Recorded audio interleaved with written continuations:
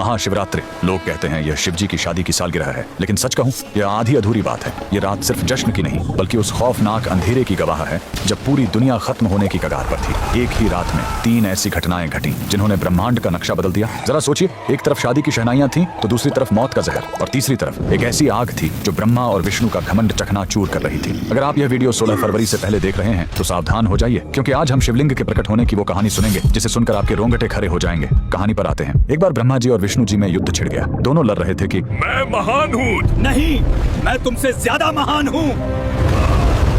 उनका यह घमंड जब दुनिया का संतुलन बिगाड़ने लगा, तब अचानक उनके बीच एक विशाल अनंत अग्नि स्तंभ प्रकट हुआ। वह आग का एक ऐसा खंभा था जिसका न कोई शुरुआत था न अंत। उस स्तंभ से एक भारी आवाज आई, जो मेरे आखिरी सिरे को खोज लेगा वही महान होगा।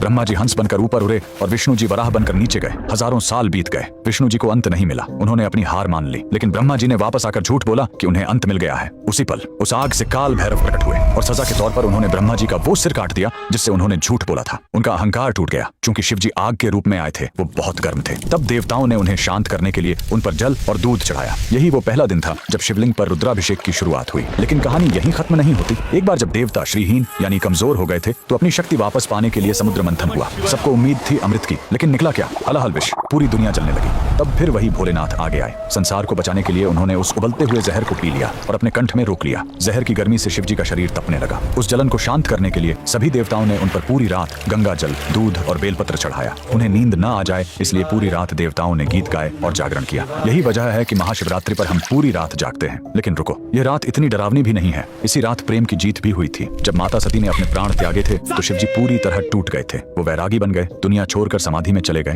तब माता सती ने पार्वती के रूप में जन्म लिया। उन्होंने हजारों साल तक कठोर तपस्या की सिर्फ अपने शिव को वापस पाने के लिए। आखिरकार भोलेनाथ पिघले। इसी महाशिवरात्रि की रात वो वैरागी फिर से दूल्हा बना और शिव शक्ति का मिलन हुआ। तो इस 16 फरवरी जब आप शिवलिंग पर लौटा भर जल चढ़ाएं तो याद रखिएगा, आप उस आग को शांत कर रहे हैं और उस जहर के दर्द को कम कर रहे हैं। कमेंट में लिखें हर हर महादेव।